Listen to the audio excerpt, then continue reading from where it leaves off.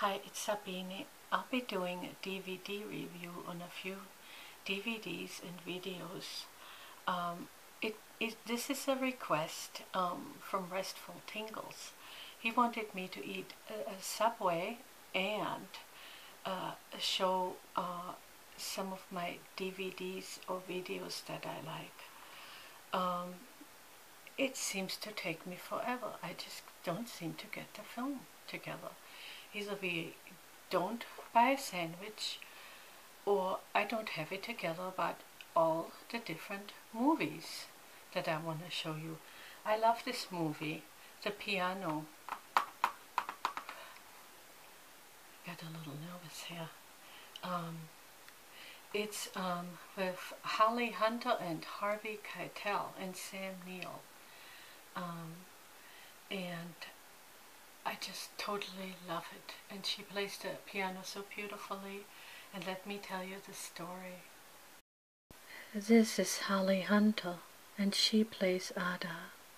And this is Harvey Keitel, and he plays Baines. This story is in New Zealand.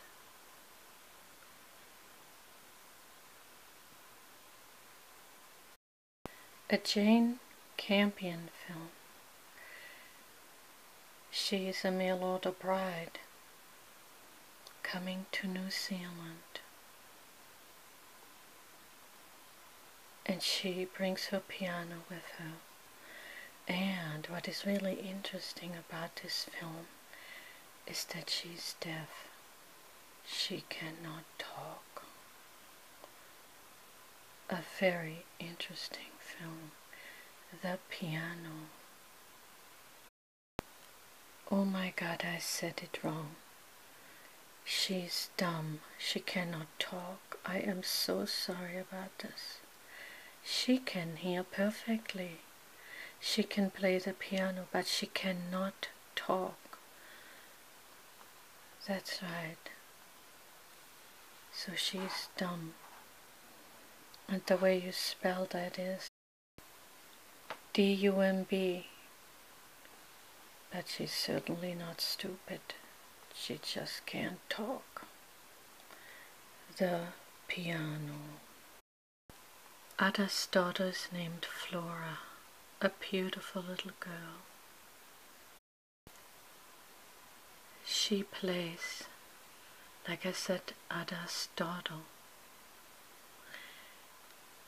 Her real name is Anna Paquin, and she became famous because of this movie. She won an award for Best Supporting Actress.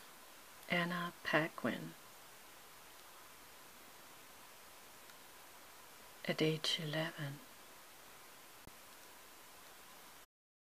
Anna Paquin was the second youngest person after Tatum O'Neal to win an Academy Award. And you probably know Sam Neill. He plays Alistair. He's the one that ordered the mail-order bride, and she comes to him with her daughter. And he doesn't care about her piano. He even cuts her finger off. And of course you will see what happens. She has a love affair with Harvey Keitel. That's the actor's name. He plays Baines. He lives up in a cabin out in the woods. You should see those woods. And her beautiful dancing, and she's so beautiful and cute. Talking about her father to that old lady. She doesn't really know her father, but she has her own story to tell.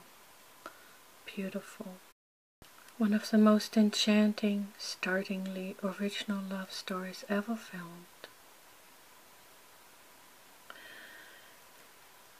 Yes, one of the most critically acclaimed and highly awarded films of the year. The piano arouses erotic passions and vengeful jealousies when Ada, or Ada you may say, a young, mute, what do you say, mute? Mute woman, which is Holly Hunter. The actress Holly Hunter is desired by two men, her husband by an arranged marriage, that is Sam Neill, and the husband's darkly intense neighbor, Harvey Keitel Baines. She plays piano for him.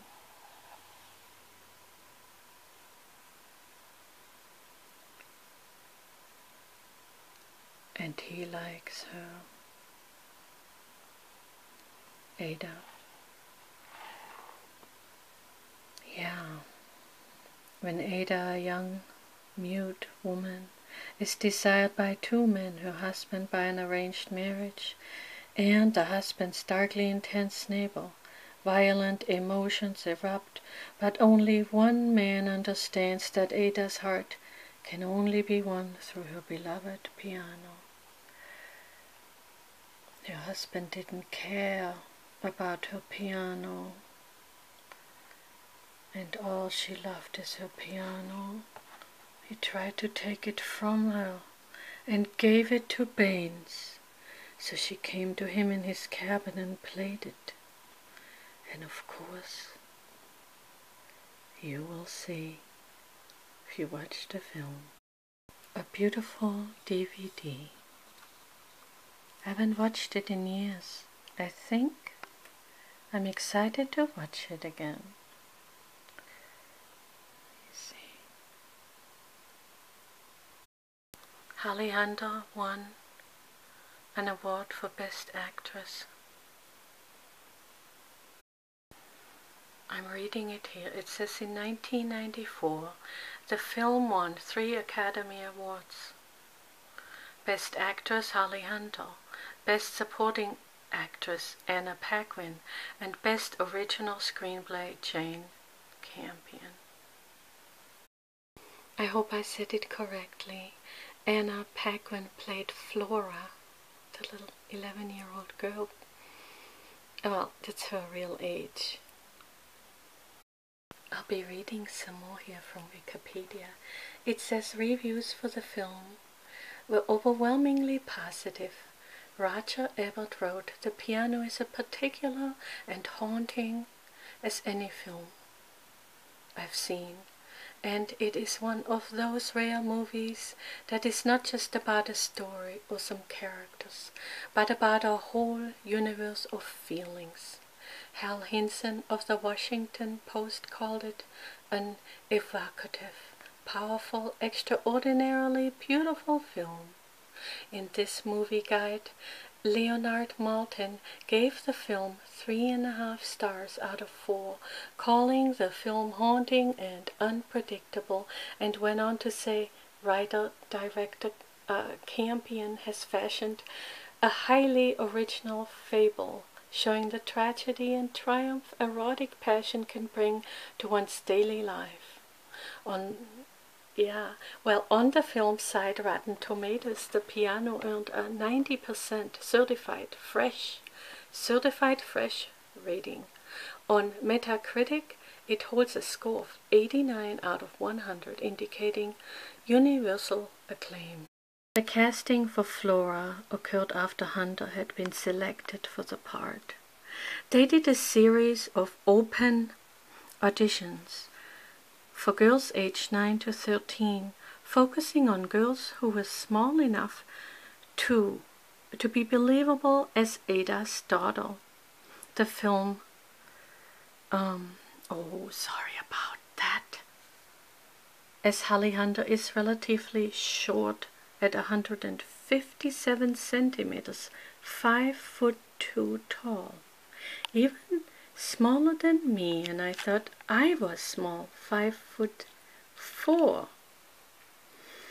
Anna Paquin ended up winning the role of Flora over 5,000 other girls.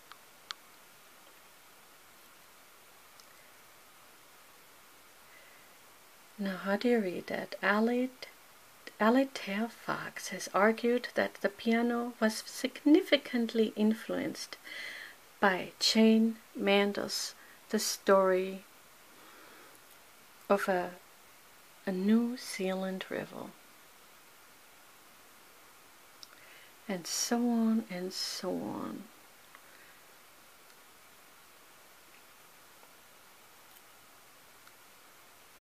Oh yes, she came from Scotland. A mute Scotswoman named Ada McCraff is sold by her father into marriage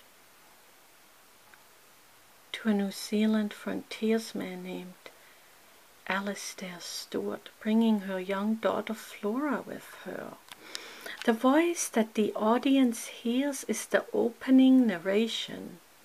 In the opening narration is not her speaking voice, but her mind's voice. Yes, and she tried to commit suicide, Ada, at the end. But you will see what happens. She tied her foot, yes, her shoe, around the piano when it sang. You need to watch it. I'm all excited about it, Ada, and then you'll see something wonderful happens. Well, I just gave it away. Ada has not spoken a word since she was 6 years old, and no one, including herself, knows why. She expresses herself through her piano playing. Now, isn't that beautiful, magnificent? Yes. And through sign language, for which her daughter has served as the interpreter. Flora later dramatically tells 2 women in New Zealand that her mother has not spoken since the death of her husband. And she hasn't spoken another word. Nobody can do it like Anna Paquin, I tell you, like Flora, who died as a result of being struck by lightning. Ada cares little for the mundane world. Is that written right?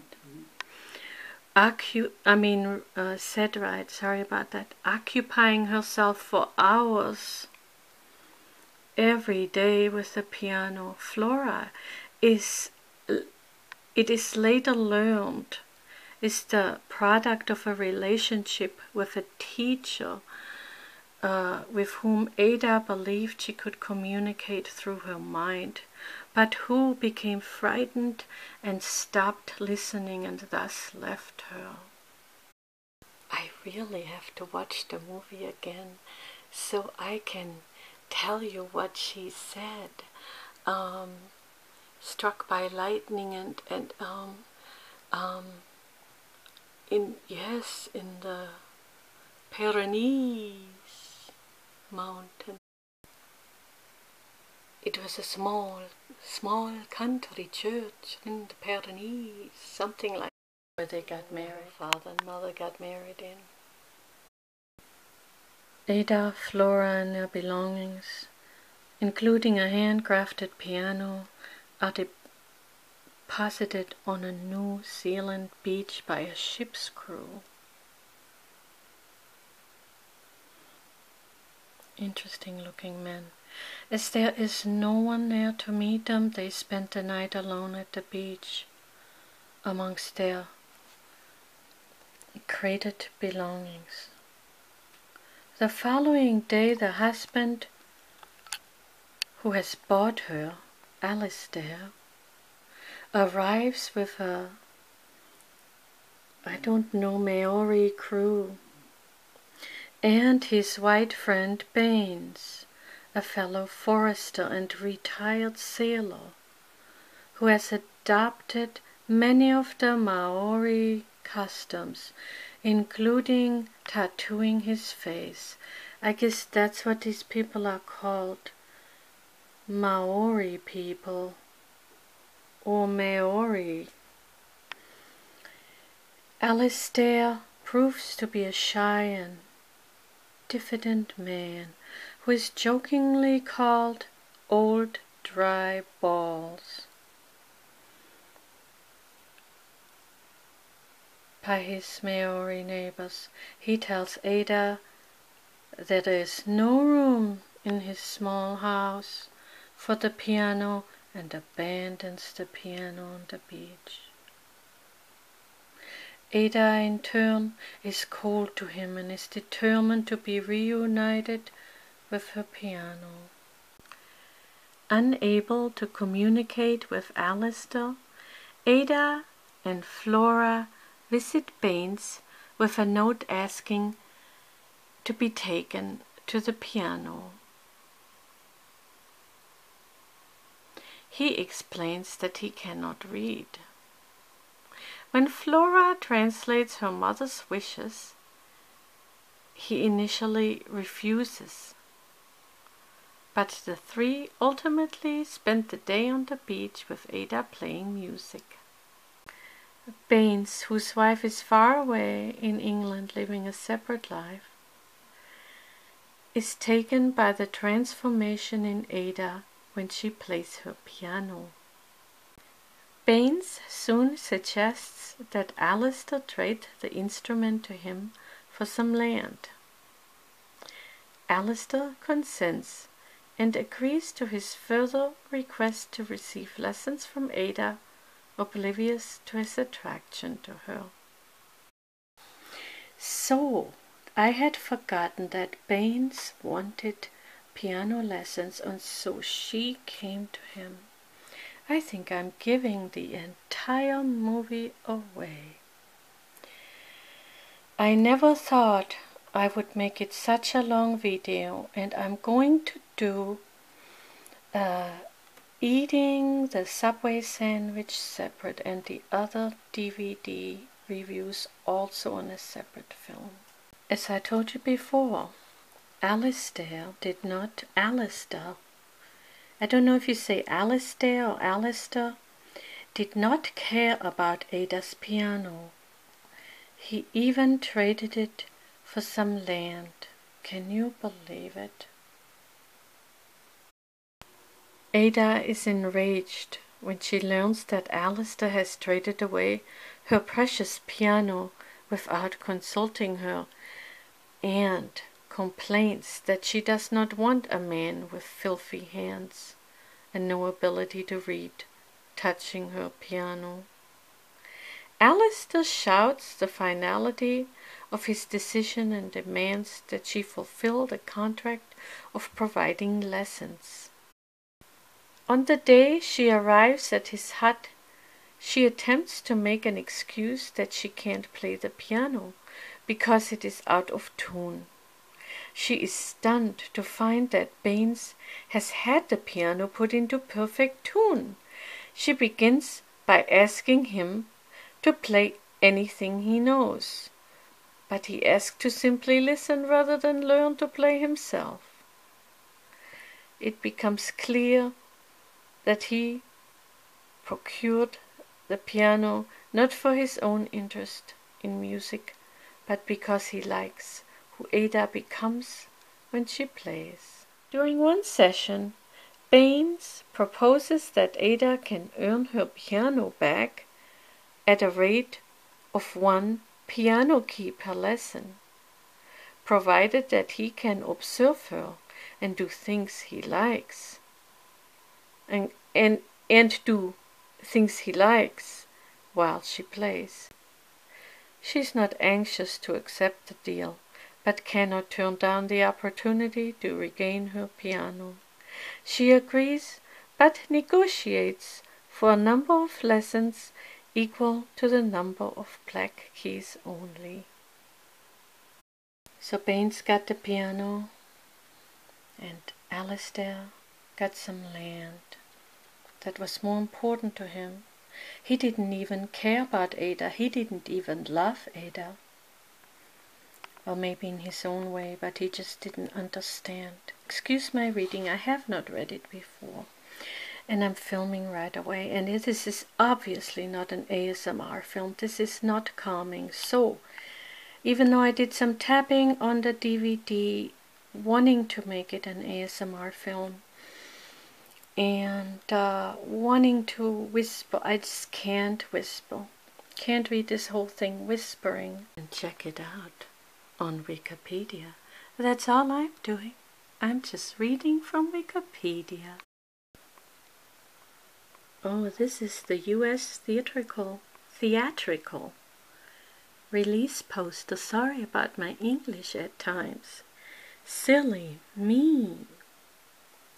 Let me show you. I'm not going too slow because it is not ASMR. I hope that that is all right.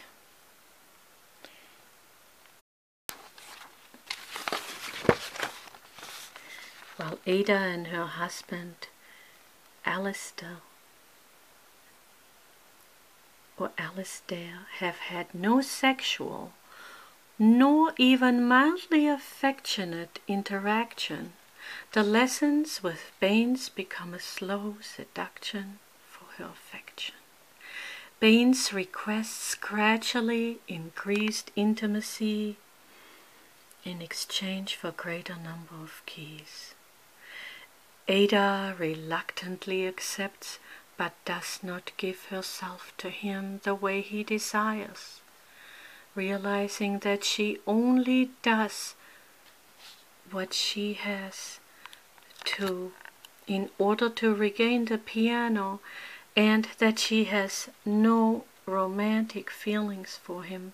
Baines gives up and simply returns the piano to Ada, saying that their arrangement is making you a whore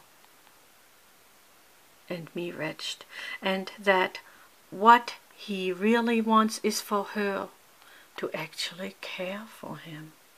Despite Ada having her piano back, she ultimately finds herself missing Baines, watching her as she plays. She returns to him one afternoon, where they submit to their desire for one another. Alistair, having become suspicious of their relationship, hears them making love as he walks by Baines' house, and then watches them through a crack in the wall. Outraged, he follows her the next day and confronts her in the forest, where he attempts to force himself on her despite her intense resistance. Then he boards up his home with Ada inside, so she won't be able to visit Baines while Alistair is working on his timberland. After this, Ada realizes she must show affection with Alistair if she is ever to be released from her home prison, though her caresses only serve to frustrate him more, because when he tries to touch her, she pulls away. Eventually resolving to trust her, he removes the barriers from the house and exacts a promise from Ada that she won't see Baines. Soon afterwards, Ada sends her daughter with a package for Baines, containing a single piano key with an inscribed love declaration reading, "Dear George, you have my heart, Ada McGrath." Flora does not want to deliver the package and brings the piano key instead to Alistair. To Alistair! Oh my God, sorry about the reading. After reading the love note burned onto the piano key, Alistair furiously returns home with an axe and cuts off Ada's index finger to deprive her of the ability to play the piano. Now I know I'm way too hyper and too excited about this. I'm way too fast and probably don't read it quite right. But you know, that's how I am today. Every time different. He, Alistair, then sends Flora, who witnessed this, to Baines with the severed finger, wrapped in cloth with a message that if Baines ever attempts to see Ada again, he will chop off more fingers. Later that night, while touching Ada in her sleep, Alistair hears what he believes to be Ada's voice inside of his head, asking him to let Baines take her away. Deeply shaken, he goes to Baines's house and asks if he has ever spoken words to him. Baines assures him she has not. Ultimately, it's assumed that he decides to send Ada and Flora away with Baines and dissolve their marriage once she has recovered from her injuries.